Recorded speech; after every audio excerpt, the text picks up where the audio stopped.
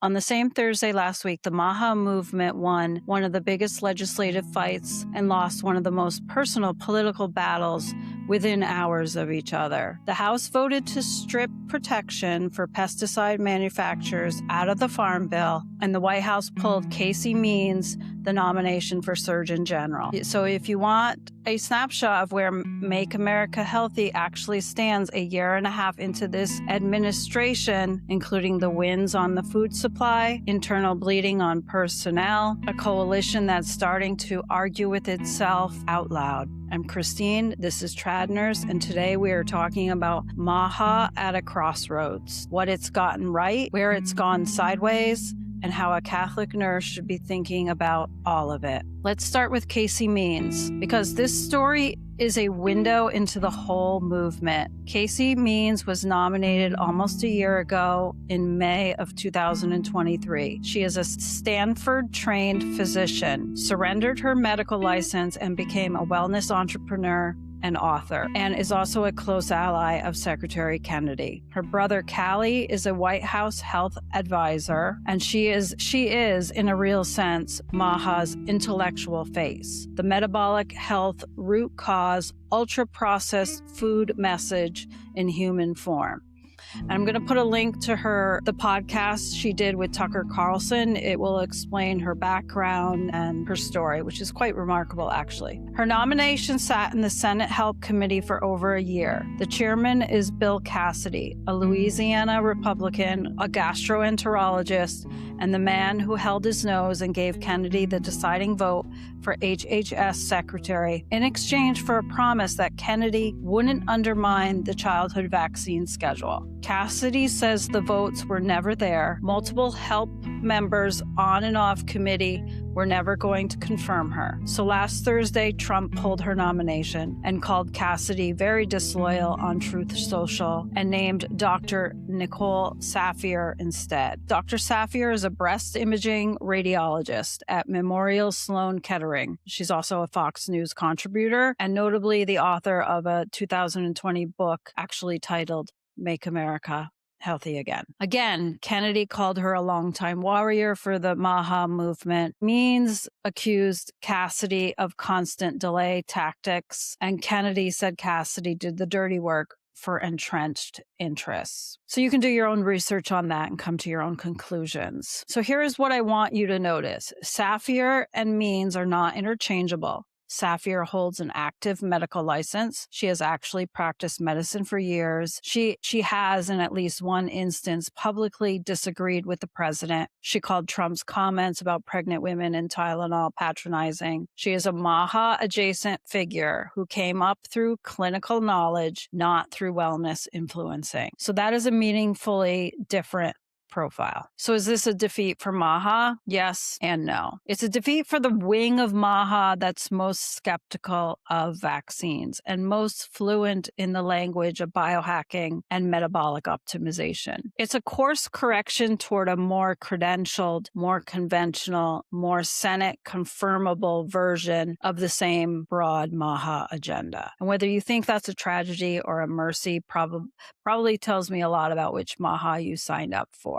So now the same day, that same Thursday, the House voted 280 to 142 to remove a provision from the Farm Bill that would have prevented states and state courts from holding pesticide manufacturers liable for failure to warn claims beyond what the EPA recognizes. So in plain English, it would have shielded Bayer and others from lawsuits like the ones currently in front of the Supreme Court over Roundup and glyphosate. Maha-aligned House Republicans crossed the aisle and voted with Democrats to kill the shield. That is an enormous coalition, and that is the kind of vote you do not get without a movement behind it. And this is where I want to be honest with you. As a nurse, I have spent years watching chronic disease climb in younger and younger patients. Autoimmune conditions in 20-somethings, metabolic disease in children, cancers showing up in age groups that did not used to. You never saw children with cancer. It happened, but it was rare.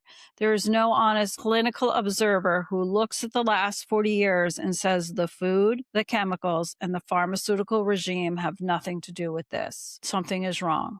Maha, at least on food, dyes, pesticides, GRAS loopholes, ultra-processed foods, infant formula is naming something real. Roughly 35% of the American food industry has now committed to phasing out artificial dyes. That includes Walmart, Hershey, Nestle, and more. The FDA is moving to close the GRAS loophole that lets companies self-certify ingredients as generally recognized as safe without telling the FDA or the public. The Whole Milk for Healthy Kids Act has passed. 6 states, Arkansas, Idaho, Iowa, Indiana, Nebraska, and Utah, are restricting SNAP benefits from being used on what they classify as unhealthy products. The CMS Innovation Center has launched a $100 million model called Maha Elevate that pays for lifestyle and functional medicine, such as acupuncture, chiropractic,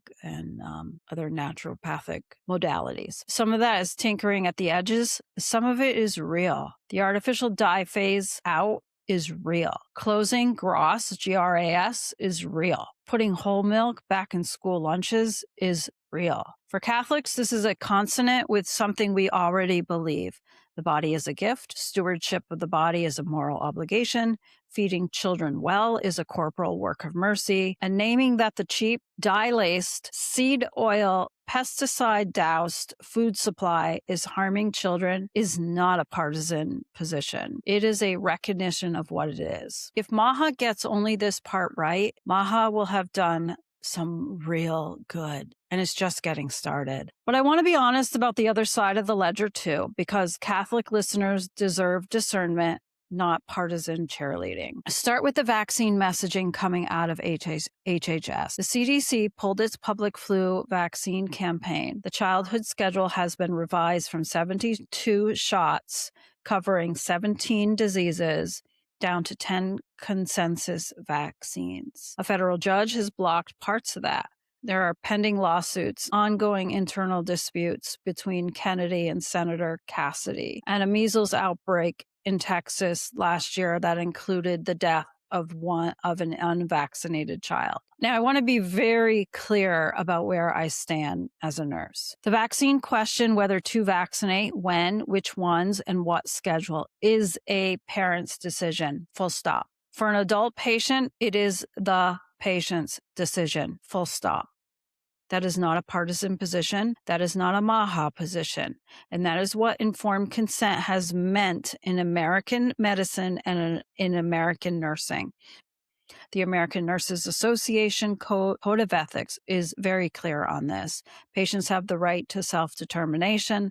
They have the right to make decisions about their own care free from coercion, based on full and accurate information. The nurse's role is not to extract compliance. The nurse's role is to provide the information completely, accurately, and in language the patient can understand, and also to answer their questions honestly and to support whatever decision the patient or the parent makes after weighing all of the pros and cons. That is the ethic, that is the work, and that ethic does not change because the political winds have changed. So when people ask me what I think about HHS pulling the flu campaign or revising the schedule or updating the CDC website, the question I ask isn't whether I personally agree with the conclusion. The question I ask is this: are patients getting more information or less? Are they getting the data they need to weigh risks and benefits for their own child, for their family, with their own pediatrician? Or are they getting a different flavor of the same paternalism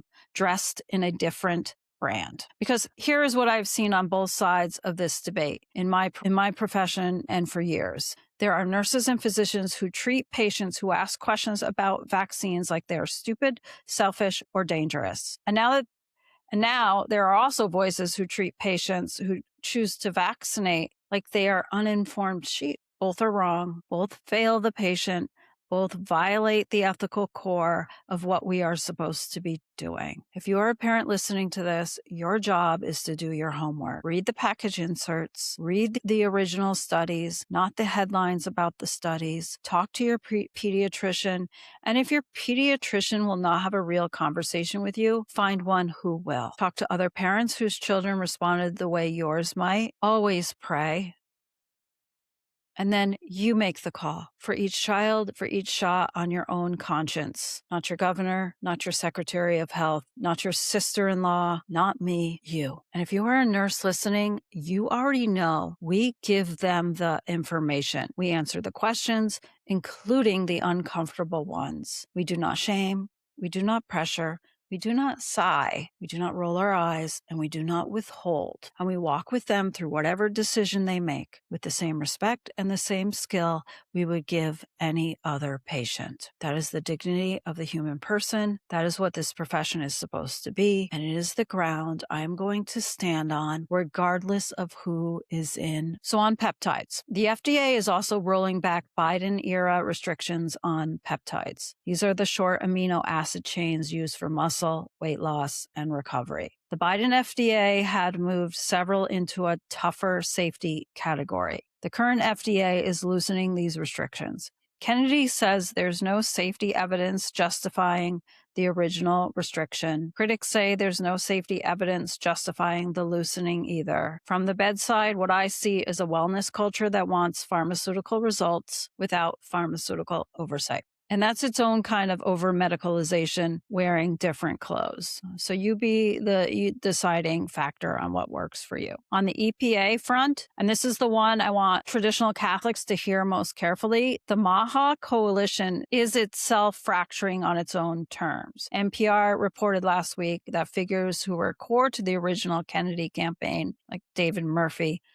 Kelly Ryerson, the toxicologist Alexandra Muniz, are publicly accusing the EPA under Lee Zeldin of doing the opposite of Maha, loosening drinking water standards, greenlighting pesticides, sending the Solicitor General into the Roundup case on Bayer's side. Muniz called the announcements PR stunts and said the administration is constantly telling people they are doing Maha when they aren't. This is not a fringe critique from outsiders. That is the people who showed up for Kennedy at the Iowa caucus saying, this isn't the thing we voted for. So how should a Catholic listener think about this? A few principles, and then I'll let you take them where you will. First, we are not anyone's foot soldier. Not Trump's, not Kennedy's, not the legacy public health establishments, not the wellness industrial complexes. The church has its own anthropology of the body, its own teaching on moral life, and its own long memory. We don't need to baptize a political movement to recognize when it stumbles onto something true. We already know. Second, the body is a gift, not a project. A lot of Maha's most visible figures came out of Silicon Valley culture, where the body is something to be optimized, hacked, and engineered toward peak performance. That is not the Catholic vision. The Catholic vision is that the body is sacred because it was given to us, redeemed in Christ, and destined for resurrection. We care for it as a steward, not as engineers. That distinction matters when peptides and continuous glucose monitors and all the other things that throw at us to make us more optimized start looking less like medicine and more like Gnosticism dressed in athleisure wear. Third, discernment is not the same as cynicism. The food wins are real. Take the wins. Cook real food. Read labels. Push your school district. Pay attention to your state legislature. 6 states are already moving on SNAP, including Florida, and we'll see what comes next. And be a part of the conversation. And fourth, be charitable to people you disagree with on this. There are devout Catholic mothers in the Maha movement who have watched their children get sick and have not been listened to by our medical system, and they are not crazy. There are devout Catholic nurses and physicians on every side of these questions, and they are all trying to practice medicine with integrity. We're going to need each other. Charity must come in the household first. The Surgeon General fight isn't over. Nicole Safier still has to be confirmed, and the same coalition that sank Casey Means may have its own questions about her. The Farm Bill still has to come out of conference. The dietary guidelines drop this fall. The midterms are 6 months away, and the White House has reportedly already told Kennedy to slow walk reforms until November. So we'll all be right back here. But in the meantime, feed your kids real food, pray for the people in office, including the ones you disagree with, and remember that Make America Healthy Again is, at its best, an echo of something much older, that the body is a temple, that creation is good, that we are stewards of both. Anything in Maha that points towards that is worth supporting. Anything that drifts away from it is worth questioning. This is TradNurse. Thanks for listening, and God bless.